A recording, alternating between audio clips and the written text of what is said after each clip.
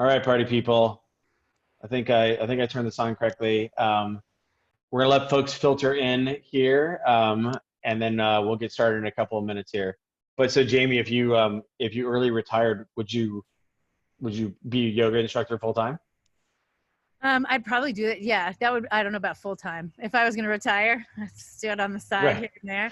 I mean, honestly, I know this sounds crazy, but I want to be like I would love to have a B&B on somewhere beautiful on a beach, or be like like a travel blogger. So I can just go and like write about where my experience is and do local things. I have friends in local places, and whenever I travel, I tend to do like the local stuff. I don't want to do the tourist stuff. I want The the normal locals stuff. to take me to what the locals do, and you get such a different experience. And I would love to do, if I could just do that, like Do travel that blog. do that full time. That would be I amazing. could That would be so I could great. s- I you would crush as a you would slay as a Instagram travel influencer. So I see it. You would you would crush. So before our this delightful pandemic, what was the last kind of cool trip you did? I did Mexico for President's Club, like right at the end Oh, of February. I know. here, let me Yeah, get that. Yeah. President's Club. We did Crush last year, so that was good. But that was awesome. We went down to, where were we? Puerto Vallarta, and that was the last weekend of February. And we came back, and Oh, then everything just shut down. So I was like, oh yes, there we go. oh, Let me just what a get that last quick trip in before everything goes crazy. Oh, that sucks. That's funny. So one of my new reps, so he was previously at Lever, and so their President's Club was in Hawaii, Nice. and so what had happened was he actually went to um, like he had some PTO, so he went to Fiji ahead of time, and then like they canceled President's Club because like everything was like all the shit was hitting the fan. Um, and, and so he was like stuck in Fiji, but his flight froze from like Fiji to Hawaii because like he already had his flight booked. Right. Anyway, it was like a total disaster. I would not Um, be upset being stuck in Fiji. I'd be like, "Oh, I'm so sorry. I'm just gonna have to stay here oh, longer. My bad." well, then but the funny thing was he had a bunch of like prospect calls, a bunch of customer calls that were already booked for like the subsequent weeks. So the good news was he had like his machine and everything, so he could work. But the hilarious thing was that like he was doing like customer cars calls at like 2 in the morning, like Yeah. Fiji time, I or just or whatever it was. It's 7:30 in the morning right now in Fiji. So that's not too uh, bad actually. That's not too bad. I would be okay. Like jump. Well, I mean, you just schedule everything for the afternoons for your folks in the States. yeah, there you You go. got a small window there. It's not like India.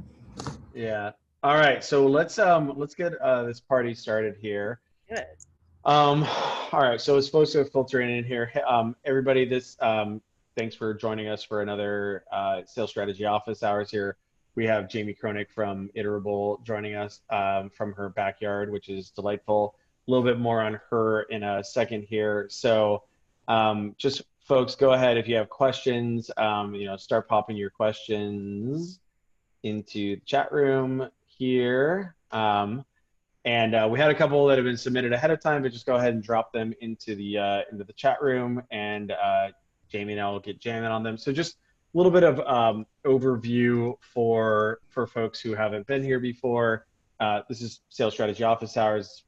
It's a modern sales production.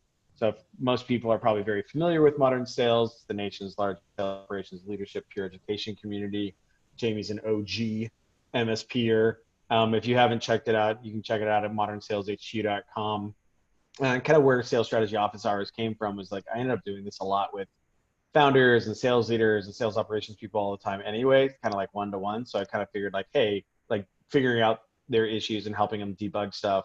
So figured why not just do it publicly, right? Like I grew up listening to Car Talk and Loveline, and it always like makes for really kind of fun stuff to listen to, geeking out on topics that are exciting to folks. And so like, why not just do that for sales strategy stuff?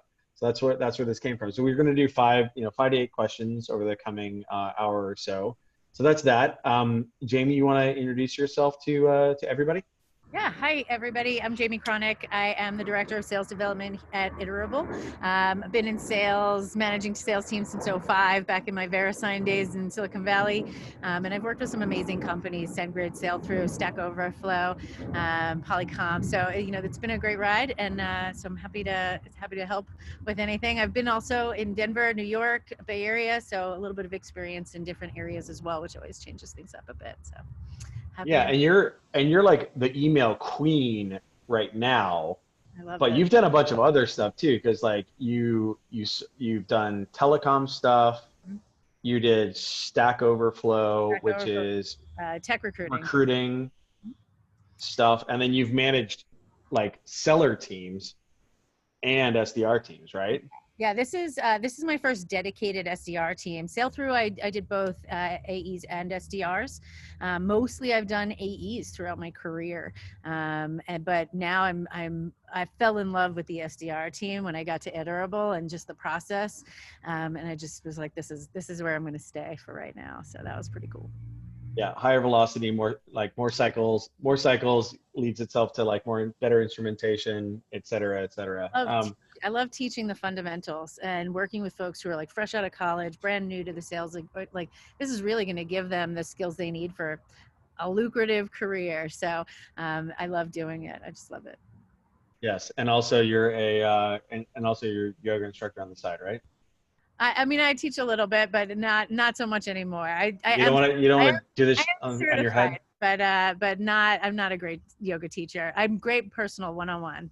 I can do. I've done some personal training sessions for folks, but you put me in a class, and I'm a little bit like, all right, I go too fast. I go too slow. People are like, everyone's got this own thing. It's very much a community now, and I really like that one-on-one teaching the fundamentals. I think that's my trend.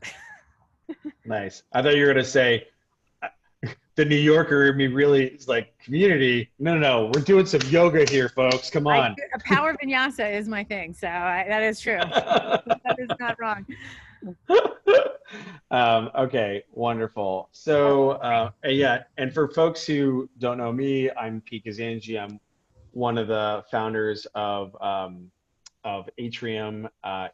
We make sales performance analysis software that does the analysis for you, continuously monitors performance KPIs for SDRs, AEs, CSMs, AMs, et cetera, et cetera. It's pretty whizzy stuff. I also started Modern Sales. And so my background is like, I'm not as tenured and seasoned a sales leader as Jaime. I came to sales through my last software company, TalentBin, which I was the founder of. And so I went from being a founder to a seller to sales manager, sales leader, right? Making all sorts of terrible mistakes along the way. In fact, actually one of Jamie's old bosses, Sean Black from Trulia, was an early sales mentor of mine.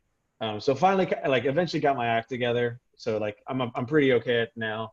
Wrote a book on sales for founders called Founding Sales as well, after TalentBin was acquired by Monster. So that's a little bit of background there. All right, so we've introduced the show. We've introduced Jaime. We've introduced Pete.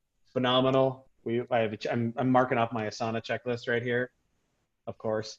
So let's get into some questions here. I think actually, so Jimmy here, I'm going to go ahead and grab Jimmy from HackerOne here and promote him to a panelist. I think he has a absolutely fantastic question, especially given the fact that Jaime is quite the magic unicorn of sales leader plus SDR person together. So Jimmy, you want to can you introduce yourself and what your just introduce yourself, size of the sales organization, kind of what your like who you guys sell to and what your sales motion is, and then we can get into your question. Sure. So Jimmy Chen, HackerOne, later stage cybersecurity solution. Sales motion in the context of this particular question is an enterprise sales motion. Specifically, and sorry, did you ask for ACV? Was that? I'm trying to remember. Sure, just enough context for Jaime and everyone to kind of understand. Like, okay, cool, this is how that applies to me. Oh, gotcha. Also on the SDR side, we specifically we have a one-to-one pairing. So target list of accounts, sub 150 accounts in that territory. And SDRs, AEs paired one-to-one. So one of the questions I have for you, Jaime, is specifically what your enterprise sales development motion looks like as it relates to the collaboration between AEs and SDRs and how they're building out their account plans. And the answer that I'm hoping to hear, or the thing that I'm trying to learn a little bit more about is like, what does your MVP look like in terms of the account plans? Because like one-to-one pairing, multi-threading in the enterprise means SDRs are spending a lot of time on research. Yeah. So very curious to hear how you're doing it over at Iterable. Yeah, so I wish I had a one-to-one pairing. That would be amazing. We're not quite one-to-one, but we do have a lot of one-to-one collaboration. And so they meet every week. Every single team meets every week. So some SDRs are meeting with AEs, with multiple AEs every week. We do have that limited pipeline. We have things broken down P1, P2, P3, sort of like that, priority 1, priority 2. And the priority ones are the ones that they collaborate on the most. They'll collaborate on the territory, understanding the ICP in that territory, because it tends to vary based on where you are in the country and who the primary players are there. But they meet every week. They go through their accounts. They typically take a set of accounts and they'll work that account for the week. So we have the sequences running. Once you're running on those sequences, you've got many touches there to come. But they'll say, okay, here are the 5 accounts we're going to go after this week. And the SDR will come to the table and say, okay, here are the triggers, here are the events, here's what I know has happened, here's what's going on in that, and here's what I know from working 200 accounts in that territory. Is the case. And then they'll sort of find all those contacts, the primary contacts they want to go after for each of those. So let's say you have 5 accounts for that week. You might have 25 contacts that you're going to be going after, and you're going to divide and conquer. And so it's possible that they're going to share some. Maybe the AE is going to go after the C-suite, and they're going to do a very personalized message to the C-suite. But the SVP, the SDR, is going to send a message and CC that AE on that. So the AE can come over the top and be like, hey, nice to meet you, really excited to talk. And when you get that chain, especially if they have Gmail, when you get that chain running, they're much more likely to engage on that chain. And so, they're doing things like that. My top, if I ask my top SDR, tell me about the top 5 accounts for your territory, he'll tell me who's on maternity leave, who just changed, whether they just hired someone, who just left, who's moving through, how long they've been in the role. He'll know, what our case studies are, what customers we have that are most similar to them. I mean, our SDRs know our customer base and our case, what our case studies are. They've looked at every piece of marketing material we've got. So they're providing that information back to the AE so that they can just go off and running.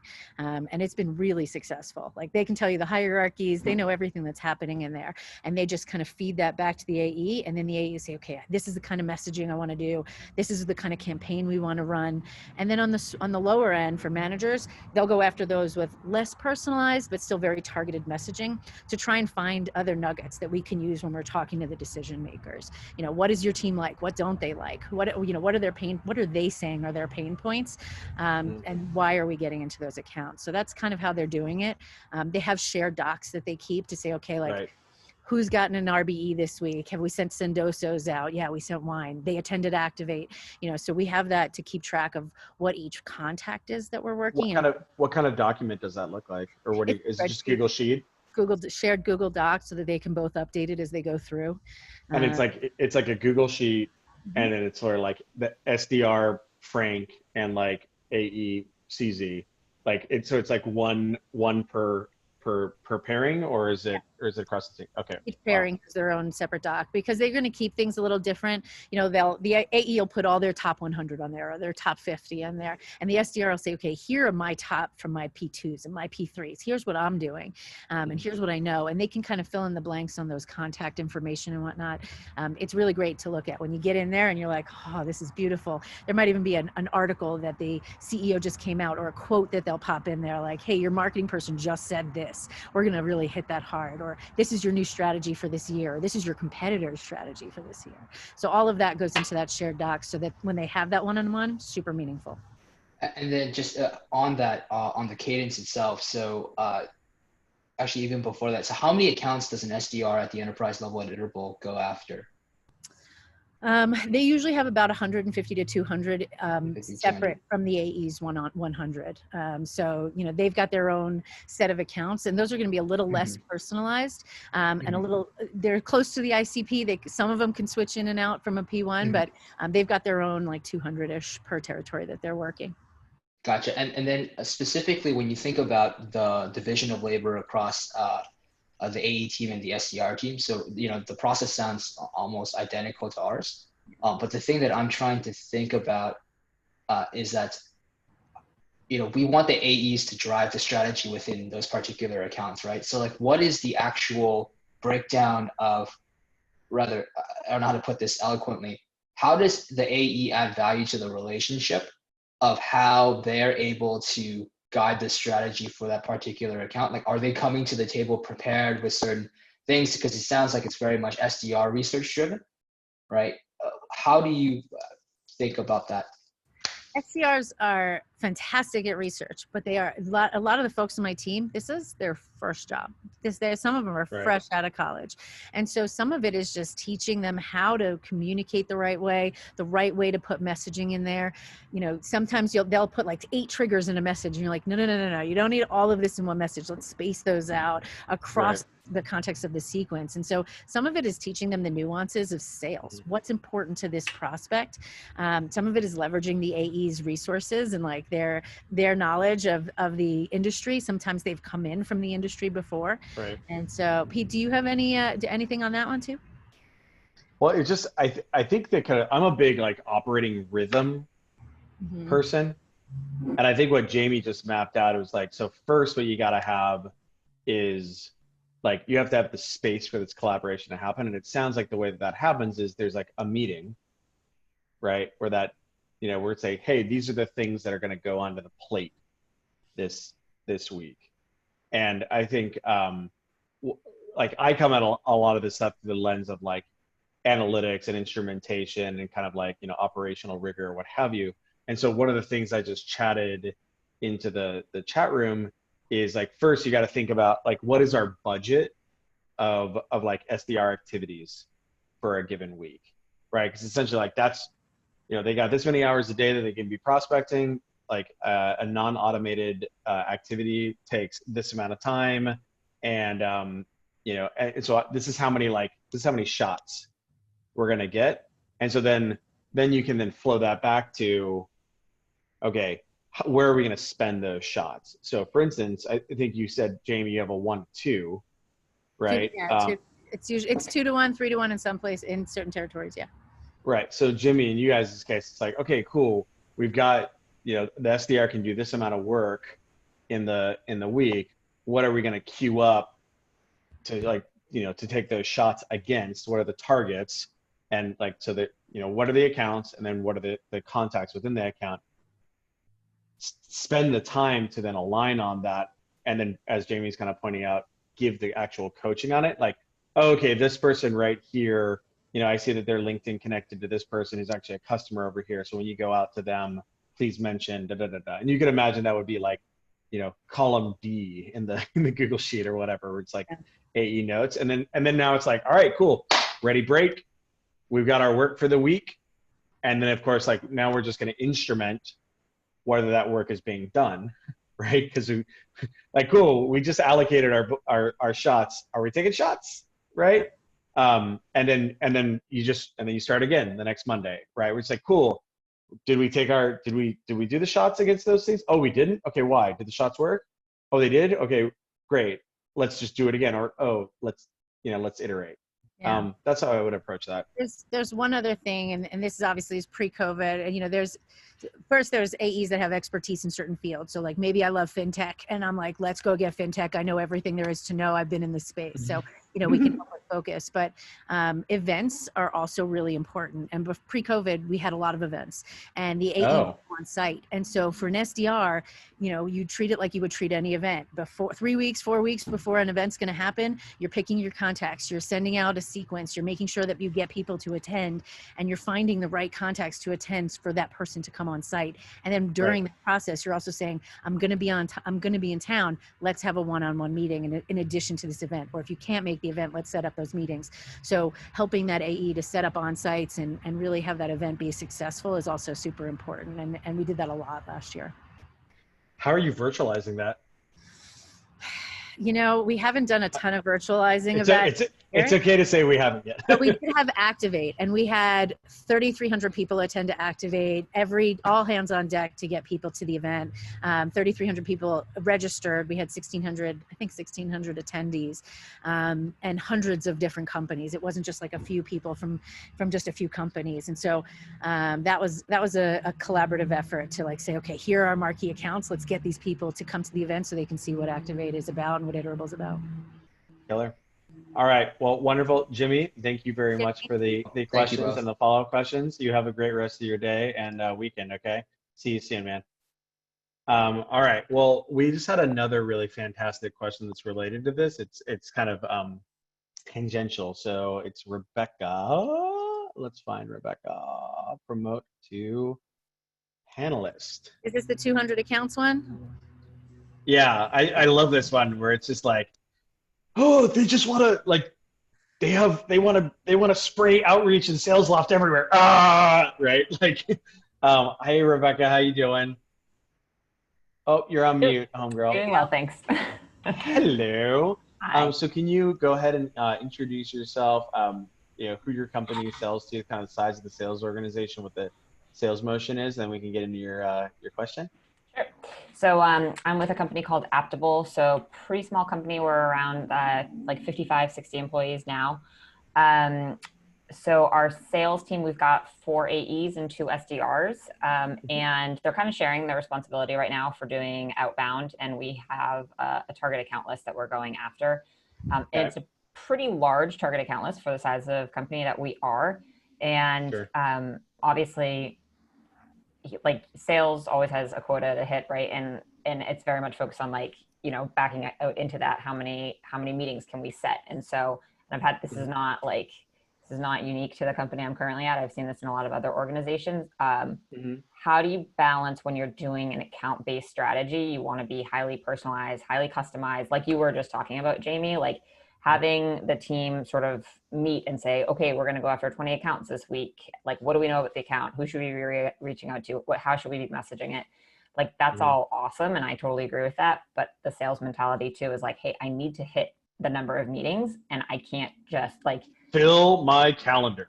Yeah. Like if I can with warm bodies. how can I go after like 100 accounts and be super personalized at a time? So how do you kind of like balance the need for like keeping the calendar busy, but being highly relevant and like kind of going small to a certain extent?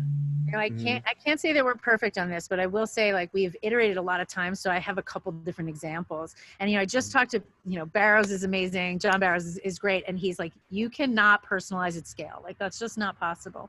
So the way we've done it, and I mentioned this before, the P1, P2, P3, the P1s are going to be hyper personalized. That's the top of your target list. Those are the companies that you know are your perfect ICP. You want those, you need those. They're the right volume, the right size. They have everything you need.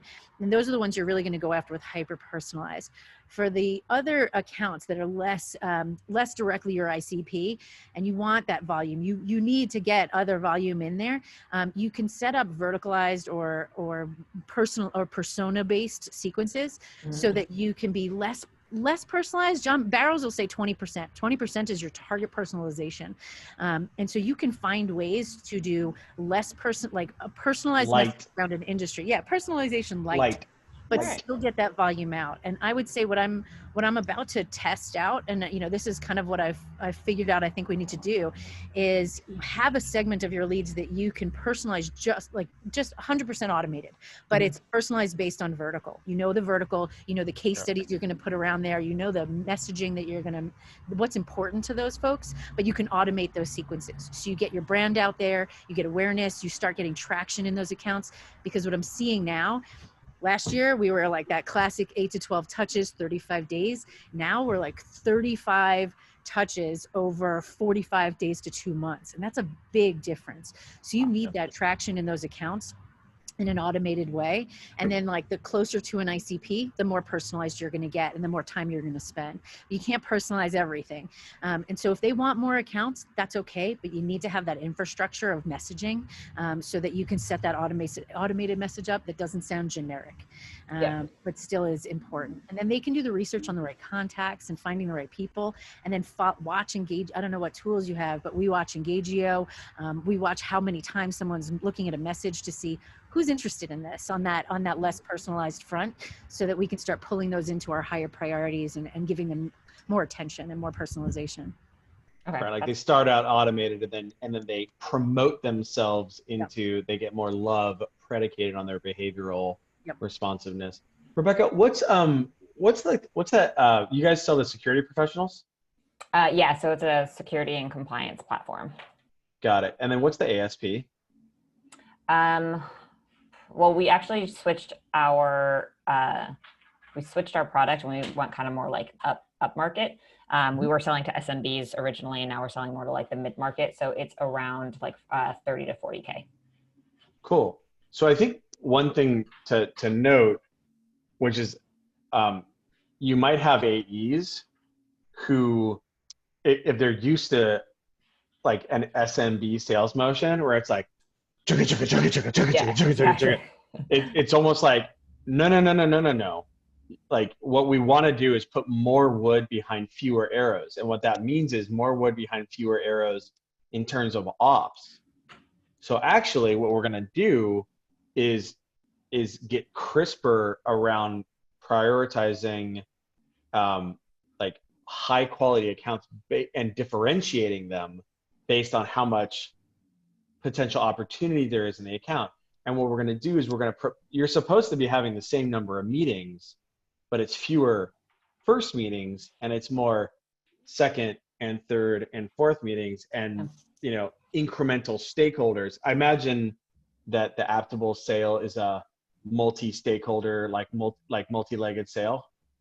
Yeah, I mean, and it's not like an enterprise sale where it's going to be like 9 months or anything like that, but it is definitely like 2 to 3 people, and are involved in the final decision making. And that's kind of another thing we've been looking at lately too, is like multi-threading into accounts. So you can't just be relying on like one person, because like that person goes on PTO or they leave the company or they get a dog and all of a sudden they're not interested. And they like disappear, right? Yeah. Multi we've been bringing up, and my background, I'm actually on the marketing side, so I'm demand gen, and so like it's something that I've seen at every company is like it's multiple people, they all take different journeys, they all care about different information. And so I think Jamie's point around like having sequences too that are relevant based on industry and or job title, what does that persona care about? CISO is going to care about something very different than the person who's using the tech day to day. But that's like the lead gen and the appointment setting component. And what I'm saying is that there might be an opportunity here to actually have people re-inspect their priors and be like, we got to have more like, more first meetings or what have you. The response to that might be, well, actually, we have actually changed our sales motion. So you should only be having 2 or 3 first meetings a week. I'm making that up. Yeah. I just chatted an 8 utilization model into the chat room here. And cool. Say, hey, here's this. And so what this is based on is, how many total meetings as an AE, your fundamental unit of like work is a meeting, right? It's kind of like that's the truth. And so like maybe depending on how involved they are, maybe you can have 15 meetings a week, maybe you can have 10 meetings a week or what have you. So then how are you going to split those up being between like first, second, et cetera? And so what you might say is like, look guys, I know that you're used to like kissing lots of frogs and seeing like which of them are going to turn into a prince. It's actually not our sales motion anymore. Yeah. Right. Like we've gone up market. And so you're going to get, now we're only going to put stuff on your calendar and I don't know, like as an example, Talent Bin, or we'll use Atrium as an example. Right. We just look at how many sales operations people are in an organization, how many AEs and SDRs and CSMs are in there. Like that's like the vector of demand there. Yep. And so like, as we've got our sales motion has gotten tighter and our AEs have gotten overloaded, I'm hiring more now. what we've done is we said, cool, we're not going to work with companies that are under, 10 AE plus SDR. And so you like, literally, I don't want them on your calendar because Yeah. it's not worth your time. And so I think if you're moving sales motions, it's hard to let go of those. And so it's almost like you need to like know what those signifiers of a really sick op is and be like, this is a sick op. That's bullshit right there. We're not going to put that on your calendar. And instead what you should be doing is spending more time, threading through those accounts. You should still have a high number of meetings on your calendar, Mr. and Ms. AE, but like, let's change our mindset. Yeah, that's what I usually equate it to. Like, you're not using Tinder. You're not just swiping right on everyone. You're using eHarmony. So it's like fewer first dates, higher turnover, like higher conversion rate. Oh my goodness, it's so good. We definitely started out very, very targeted, 100% personalization, super small target list, and we were just collaborating on everything. And we got the meetings, but what you have to realize is that on that target list, not like for us, contract dates are super important. Like someone might be in a 3-year contract and we're like, we get the meeting, perfect person, perfect company, perfect everything. You're not getting that into the pipeline right now. And so you want to have that mix of those target accounts that are perfect that you want to get into, but also have that net available, that wider net, so that you, even if those don't make sense right now, you've got other things that will fuel that will come in. We got a lot of our premium customers. We got great meetings, but only some of them are going to come into the pipeline right now. So you want to have that mix of those those perfect target accounts, the ones that are okay, and then the ones that you're like, even though they might be bullshit, they might be ready to sign right now. Yep. Right. It's like rocks, pebbles, and like sand. Right. So like you can't necessarily get the rock to go. But if you're in a situation, you want to make sure that there's enough room on the, like use our AEs as an example. We have a very high conversion rate where if an organization lights up their data in Atrium, it's very quick. And so they instantly start getting insights. So if we are able to get people's data live, people are really stoked. And so the problem is our AE, it takes about an hour or two for an AE to like tune up an Atrium instance after they've convinced somebody after Disco to light their data up. Well, what ends up happening is like, you get a couple of those a week, and like that'll like kind of blow up your calendar. So at a certain point you could say like, you know what? I don't have any room on my calendar for the sand. Bye sand. Yeah. Right. But as Jaime points out, she's like, oh man, I'm a little like weak. I'm a little weak right now, and like my calendar's open. Oh, okay. I might kiss some more frogs. All right, I got time for that. So it's kind of like a utilization. And one way you can actually look, one thing that we do in our AE, in our sales team meeting is like, not only do we look at like historical meeting volume, like historical op ownership, we also look at forward meeting volume. It's actually really interesting. It's this curve that goes like this. So you can get AEs, if they're like booked out the coming week and the week after that, like we don't want to give them anything else because it's kind of like, they're kind of like getting waterboarded by ops. So that's another way you can determine whether or not like, okay, cool. No more bullshit ops for you. You're full with like legit stuff. Yep. Love it. Wonderful. Thanks, well, thank you very much for the question, Rebecca. You have a great weekend. Okay. Thank you. Thanks. All right. Later.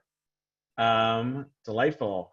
So I think Mohammed had a really cool question here that I want to tackle because we have a dyed-in-the-wool sales leader, and we have like a product founder, like masquerading as a sales leader here. So I'm excited to see kind of our joint perspectives here. Hey, Mohammed, what's up, man? I'm doing fine. Hi, Pete. How about you? Doing good? Yes, sir. You want to introduce your sales organization, what you guys do, and the size of your sales org, and then we can get into this for. I'm for really Jaime. I feel a really small company over here. So just in a short single liner, I have an IoT product that's in the health tech. And right now I'm like that Corona beer that when shaken up and you open it up, it's all over the place. Okay. So in the past, like 2.5 months, I've been able to pull out around 326 sales. And I've been producing my product. I've been getting up with all the, payments to getting the stuff, soldering the product myself, packing it myself. And then, I just spent a little bit of marketing budget, and the calls, okay. They're all over the face, okay. And all the time I'm attending the phone, and while attending the phone, I actually burning my hand a couple of times too. So now I'm at a stage I want to hire some salespeople up. I started the interviews because I can now afford them at this stage. I started the interviews about a week back, but I'm just scared. You know, there's not that passion. 326 sales in 2.5 months for my product. Okay, I think that's the passion, that's the love for my product that I'm able to sell. But when I talk to people, transferring that whole thing, that idea, and that kicking that passion, because the words speak up for themselves. You know, words have a way of expression. Whenever you speak something, there's an expression in it, and people do acknowledge that. So what you're trying to do is you're trying to figure out how to transfer your passion as a founder to the seller. Yes, I mean, how to build a sales team that I can rely on. I mean, trusting the sales team is going to be my trust. You know, I have to close my eyes and give them my car. You're going to drive, and I'll be blind. Okay. So how do you tackle that problem? Wonderful. So Jaime, you I think you were like, you've done this a couple of times at I want to say Trulia, you were super early in some other places. How to facilitate the passing of the baton as kind of described here? I think one of the things you really need, and in order to sell, you need your differentiators. You need what makes your product great. And so I think as a manager, you know, Jay-Z is a fantastic leader. He definitely has passion for this. And he's hired people that have passion for our industry. But he's also communicated why our product makes such a big impact and how we can make a difference in the market. And when you start to communicate those things that got you excited about building it, that got you excited about this being a solution, that translates very well. And so, you know, for a salesperson, they need to know, why is my product great? Why is it different? How am I going to sell this? And when you communicate those things, you want to have all the wonderful enthusiasm that you had when you were building it and when you're selling it, so that they can use that same thing to market. They can take that same idea to market. And you want to test them. You want to say, okay, like, here's our differentiator. Here's what makes us great. Here's the problems that we solve and why it's so important for someone to have us. Those are the things that, if I were selling, would get me really excited and would say, okay, I'm excited to talk to someone. I want to tell them how great this is. You know how you're going to help somebody in their space. And so if you can communicate those things clearly and give them that path, then they will start to get excited about it. And then there's, of course, comes with practice. Like, let me hear you communicate that. Let me hear what you're saying. And, you know, you want to hear it's almost like that adage of smiling and dialing. You can really hear someone get excited about it, even on the most boring topics. And so give them all the wonderful things about your product that got you excited about building it and selling it, and the problems it solves. And they should be able to take that excitement to market. Does that make sense? Yeah. Okay. So trying to understand. One of the things that I would recommend, let me share my screen here. So this is a deck I just chatted into the chat room here. So this is kind of like the words and pictures version of my book, and on founder-led selling. And so I think the important thing to do is, like, when you're a founder, it's really important that you do the initial selling yourself to prove that someone will pay. Sounds like you don't really have that problem given the fact that you're closing lots of business. Delightful, right? And it sounds like we actually have a lot of people buying. Also delightful. Well, so what you need to do now is you have the ability to sell this stuff in your head. It's between your ears right now.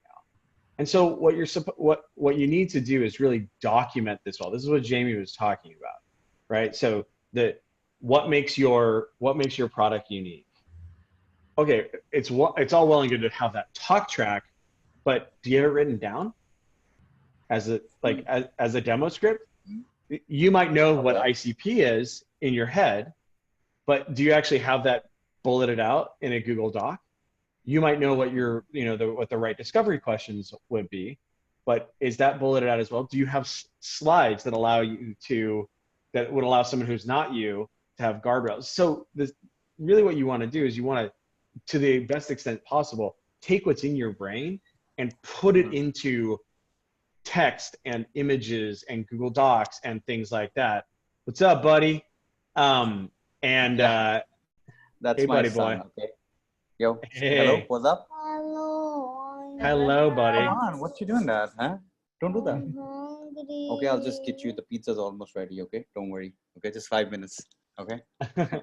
We'll be quick. So we don't want to be in the way of pizza for sure. But anyway, I think the important thing here is like where problems happen is where it's in your head and it doesn't get documented, and as a result, it can't be handed off because it's in your brain. All right. Okay. We got to move on to the next question, Mohammed. I know. But if you want to follow up by email, enjoy your pizza. Okay. Okay. Thank you very much. Thanks for having your SDR helper come by. Sure. All right. Later. Cute. All right. Awesome. Super cute. I'm surprised that my 3-year-old hasn't like run up here naked in the meantime. It's one of my favorite parts of remote is seeing everybody, like, we say we're not very intimate anymore, but you get to see far more intimate things, seeing people in their homes with their kids and their pets and all that stuff. So it's one of my favorite things about Zoom life. Oh, Zoom life. LYFE. Yeah, there you go. I'm sure Hillary Headley would love that. All right, I'm gonna. So Mike Dooley here has a phenomenal question on the topic of remote. Mike, you there, man? Mike Dooley! What's up, buddy? Oh my goodness. Hey. Oh, this is gonna be loud, I guess, huh? Mike Dooley! Yeah. How are you, Jamie?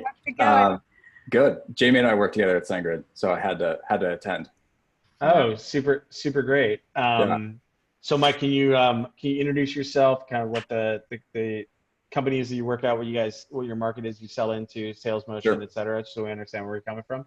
For sure, yeah. So I work at ClassPass, which is world's largest fitness and wellness aggregator space. So it's a B2B sale is the side of the house that I work on. So our salespeople are looking for studio owners and gym owners who want to be part of our network and offer their classes to our users. So super velocity, right? Yes, exactly. Yeah. So very Yelp Groupon sales motion, right? Very much so. Very much so. Yeah. And so Cool. I think, in the last few months, one of the bigger challenges that our sales managers are seeing is how to coach their salespeople. And a lot of our salespeople, this, again, Jamie, kind of like your team, maybe it's their first sales job or even their first job. And so one of the pain points I'm hearing is in the absence of the idea of call recording, which is a great thing and works sometimes, but is asynchronous.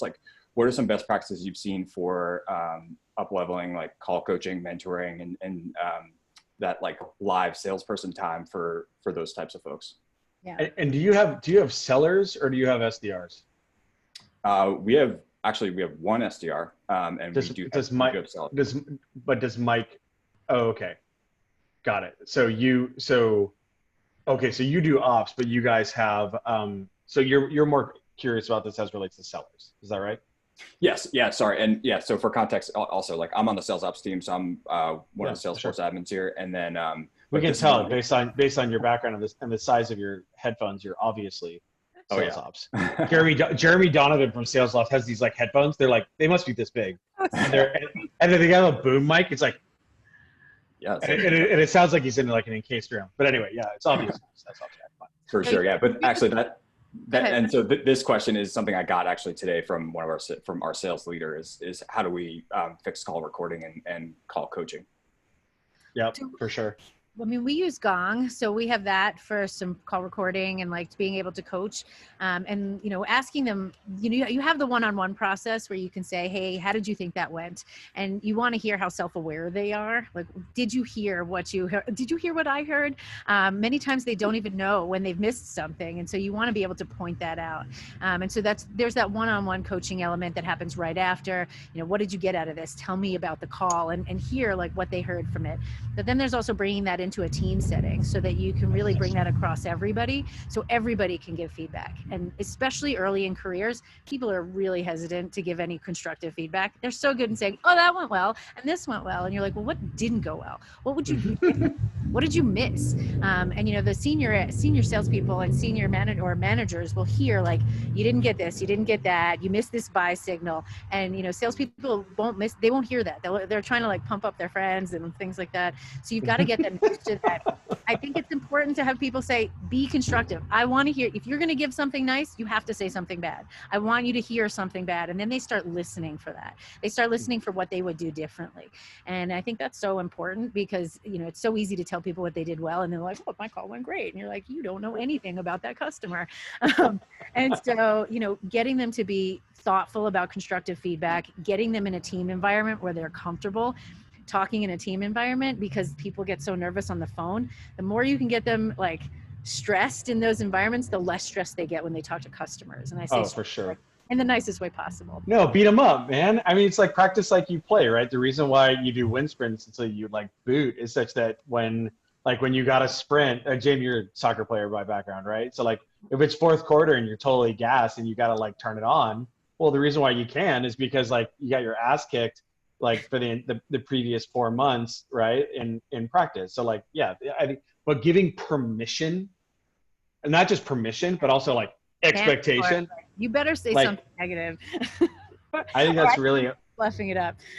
Yeah. Well, hey, question for you, Mike, because I know, so ClassPass actually, yeah. So one of my reps, Sean Cardenas, is he's fantastic. He's a former Yelp sales manager, right? And so are most of your calls, like, are they cold calls that like, you know, that you get a hot transfer, or not even like a hot transfer to yourself, or are they scheduled? It's a mix of both, but we've found that you basically need to be ready at all times to do the sort of cold pitch you're describing, and even so far as to do like the sign up process on the phone on the first call is something that happens pretty frequently. So yeah, I think that is something that does happen quite frequently. Yeah. So what I would do, what I would do is like think about breaking them out from a like listening standpoint. Because it's the problem with like the gongs and the choruses of the world is like you just record everything and you're just like, oh, wonderful, I just created infinity work for myself, right? And so what you got to do is like, I think Jaime has a really good example of that. Like you have to make space to make it happen. I think, and so one thing I was gonna note here is, so this is our Atrium sales team meeting like agenda doc. So you can see like this is my template right here. Right. So this is essentially the stuff that we're going to go through here. So these are all like hyperlinks to supporting reports and what have you. Rad pilots. You want to have rad pilots. And so but what you got to do is you got to make space for that to happen. And so what oftentimes will end up happening is we'll drop recordings in there. Right. So that's one place. Another place is actually has been kind of a silver lining of the pandemic is like now we have daily stand up at 9 o'clock. Like it's just a Zoom meeting, which is kind of nice because I'm a big fan of stand ups because like, you know, again, operating rhythm and cadence.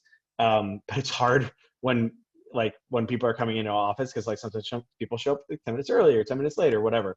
So we actually have on the stand up agenda, we have like not only what are your big outcomes from yesterday, what's your big goals for today? It's like, was there any learnings, like what particularly big wins or learnings? And part of that can be like, oh my God, I got my ass kicked on this call, right? So now what you're doing is you're making it such that people are pulling things out of like the call recording pile of hay, such that you don't have to go like looking for needles. Cause usually it's pretty hard for like the call recording providers, like, you know, there's a lot of narrative around like call listening and what have you. And like, managers just never get around to it because like you don't make space on the calendar. So until you have like a full-time enablement person, usually it's pretty hard to do unless there's like, hey man, I totally screwed up this call. I'd love to go through it, or like I slayed this. So I think doing that can be nice. The other thing too is you can spiff it.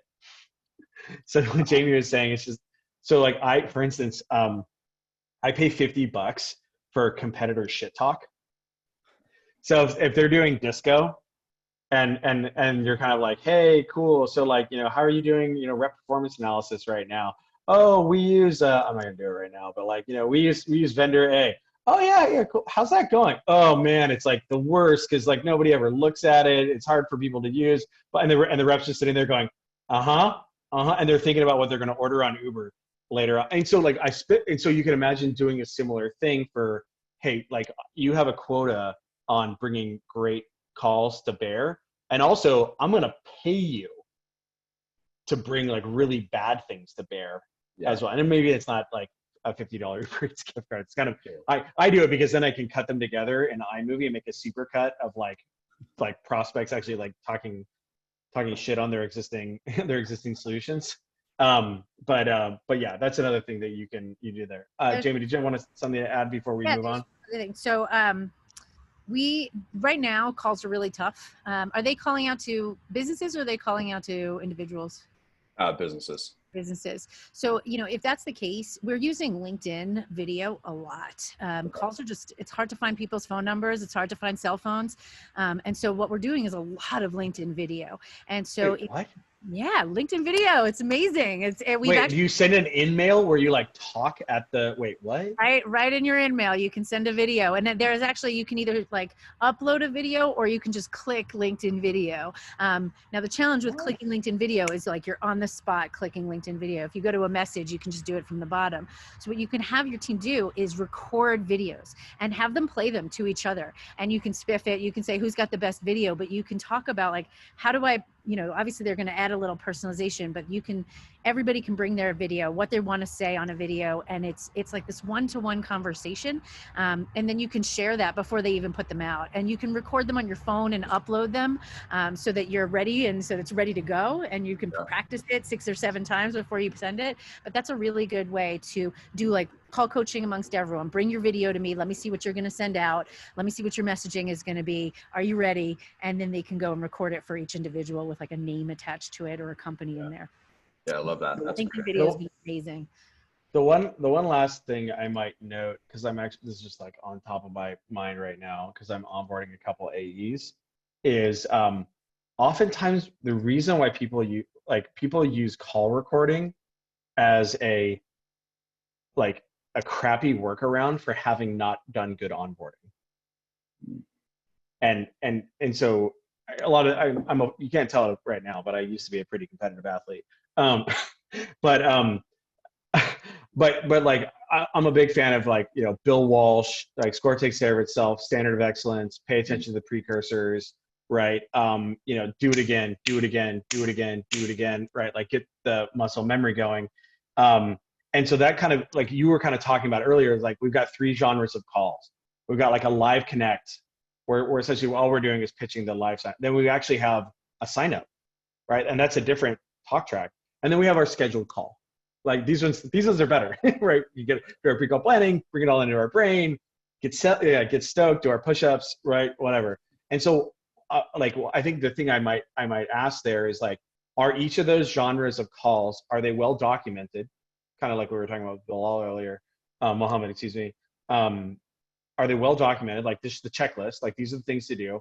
And then have people run through them to the point where they can just do it in their sleep, right? Yeah. Like I know you're military by background, right? So like, I mean, I'm sure you can disassemble. How quickly can you disassemble and reassemble an M4? Can you do it blindfolded still? That's fast I used to.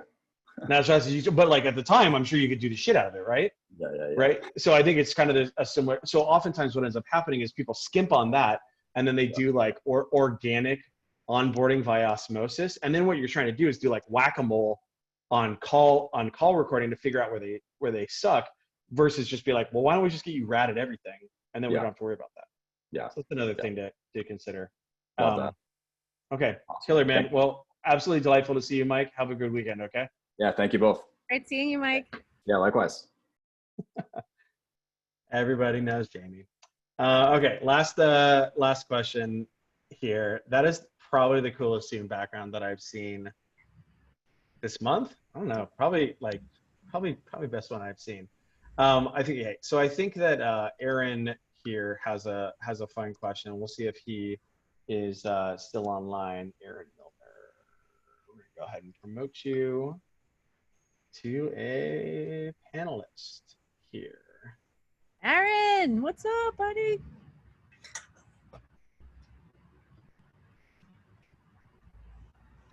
Hey. Hello. There he is. What's up, my man? We got you on mute. Let me unmute you. Boop. Did that go? Here. Yeah, there thanks. he goes. Hey, Sorry buddy. about it. No worries. All Can you introduce yourself, your company, sales motion, and we can get into your question here? Yeah, so I work at a SaaS company, Crown Peak. The ARR on our contracts are usually almost 200,000. Oh, wow. It's a pretty, some are large. We have two smaller products as well, but that's kind of our flagship product. It's a pretty commoditized market, so it's kind of a lot of timing required. It's not really a challenger, evangelical type of opportunity where you can convince somebody to think about this. Like, they've been thinking about it for 3 years, and they go to RFP. So it's a little different than typical motions I'm used to that can be more strategic. We're kind of putting out nets and trying to catch people at the right timing. Sure. And so your question is on that, or what's the specific I had a thing you're few worried in about? there. I had a few in there. Kind of my first one you guys have talked a lot about. So I was wondering if, we've kind of addressed all my questions by now. I guess one of them is, I have a smaller team where my SDRs have to do inbound and outbound really. Thought about, specializing them, but, there are a lot of reasons not to. Part of it is that the success on outbound is so rare that I don't want them to, ram their heads so often and get so few successes while the inbound people are just high-fiving all day. But, I'm interested for some thoughts there. Of course, ideally, I want them as specialized as possible. How many SDRs do you guys have right now? 3 right now. We've had as many as 8 when they're outperforming that larger team. So we just haven't replaced folks as they've left over the last 2 years. And finance loves it. And the SDRs have way more leads than they used to. So they love it. And sure. Yeah. Jaime, what's your take on that? So is your inbound channel enough to sustain someone's full quota? It's pretty good. We do most of our new logo bookings, most of our pipelines from inbound. We've always kind of had the notion that I was describing, where inbound's difficult and our money and time was better spent maximizing inbound. During this whole pandemic, we've actually done pretty well. Actually we've had something like one of our stronger quarters and a half for a while, luckily. Okay. But the PE firm, just kind of made all their portfolio companies really focus on outbound, whether they did or not before. And I kind of agreed. I was seeing a small decrease in lead flow. We were going to up our outbound motions right as they told us that we really had to. So historically, we have been satisfied with inbound. We've been, focusing on improving that efficiency because that's what's worked. But now we're trying to do both. Yeah, my first thing to do would be to look at the outbound leads that we're going after and make sure they're mapped to the companies that are coming in, the ones that are most interested. Make sure that they're good companies, that they're the right ICP. But if it really was a challenge and the inbound is like still heavy and you need to get speed to lead, so important, you don't want to let those fall. And with only 3, you've got to make sure you're getting to all of the stuff that's coming inbound. I would probably comp them differently to incentivize the reps to go after the outbound stuff in a greater way, and make the inbound leads worth less, because they're not creating that meeting. That meeting's coming in. So potentially giving them the comp on them getting into the pipeline. What I did earlier last year was I split the comp between the opportunity getting into the pipeline and the meeting. And so I'm paying people for meetings and for the opportunity flipping into the pipeline separately, because I know there are meetings that won't convert, but I'm wanting to make sure that they get incentivized for that meeting. And so, maybe giving them an additional incentive for booking meetings and not having that on the inbound channel. So they get sort of half of what they would get for inbounds that they would get for inbounds. And I'm just pulling those numbers out. It doesn't have to be that ratio, but I would probably comp for the meetings that happen for outbound in addition to the opportunity itself. Yeah, I think what Jaime keyed on was something that I keyed on, where I heard you. I mean, I get what you're saying about like, oh my God, the inbound people are like popping bottles and so I don't want to. But I think you just have to like change. It's like, no, these are different jobs. Yeah. Right. And like, it's okay. By the way, they're like, yes, would you like to be an inbound SDR? They have to do 3 times as many meetings. Now, right. So I think that's one way to do it. The other thing though is, so both of my new reps are former lever reps. And so ATS, right? Like everyone's got a freaking ATS, right? And so it's super commoditized. And it also was one of those things where it's not like invariably everyone's got an ATS, and they either have a 1 year or a 2 year contract. And so it's not like you can just convince somebody to be like, no. I know that you have 9 months left on your greenhouse contract, but you really should change the lever. They're like, no, I'm not going to do that. But what you can do is when you have that initial meeting, right, you're generally doing a good job. Ideally, you're collecting discovery information on why they're unhappy about their existing solution. And so the important thing is you don't want to lose that, right? So another one of our customers at Atrium is a company called Sapling. They make modern HRIS software. And so HRIS is a similar situation, right? And so what you're doing is you're paying for that understanding of not just like what their pain points are, like also what you're doing is you're paying for like when that renewal is happening. Like that's a really important piece of information. And so it's like because like the problem is we go outbound, and I think actually Jamie was talking about this earlier with Rebecca, where it's like, look, we've got our target accounts, we can get meetings with them. They're not moving anytime soon because they got like 2 years left on their like responses contract or whatever.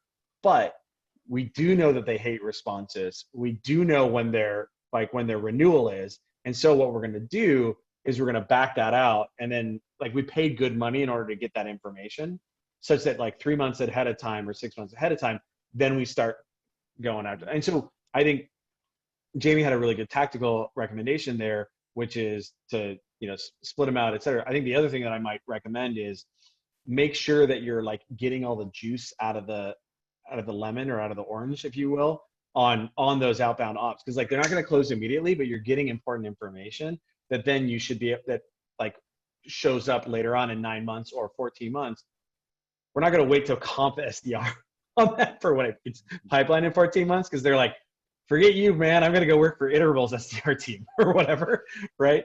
But like what we do want to do is get the value, or your finance team certainly wants us to get the value out of that information for later. So I think that's something that oftentimes gets missed, and a good thing to be aware of. That also goes back to the early recommendation of the shared spreadsheet. You got to be able to gather and keep that information that you learn.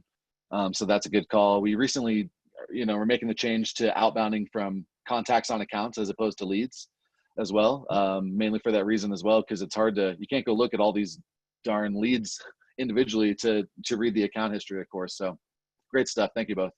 What I will say about the shared spreadsheet, just so you know, is like if it's critical data for that account, it's got to go into Salesforce. I don't care if they put that whole spreadsheet into Salesforce, but eventually that person's going to leave that role, and that tribal knowledge and that doc is going to go with them. So make sure like anything critical really gets uploaded into Salesforce, or whether it's fields or pre-qual notes, however it has to be done, but don't lose that data. All that research that's hours and hours and hours of time. And salary expense, as your finance org would tell you. Yeah. All right, killer, Aaron.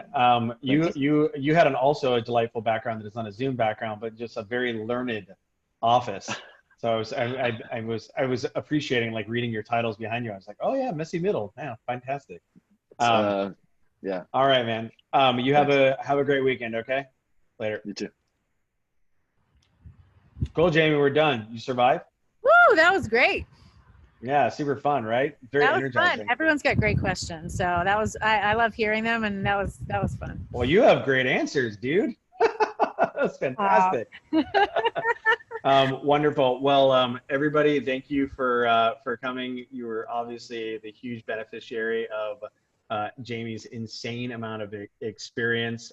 Find Jamie on LinkedIn and say hi there. We're going to record this. Has been recorded. We're going to put it on YouTube later, so for you can find us on YouTube and subscribe there as well. We're going to send the recording out. If folks aren't members of Modern Sales yet, just go to modernsaleshq.com and check it out. You're going to sign up there. Actually, I think we just did a really great like Denver event the other night. It was like a virtual like wine thing or whatever. Wine tasting. It was awesome. We had a sommelier there. It was wonderful. I was at that one. That's very good. Nice. All right, Jamie. Well, you have a delightful hike this weekend, okay? And I'll see you around. Have a great weekend. Bye. Okay, bye.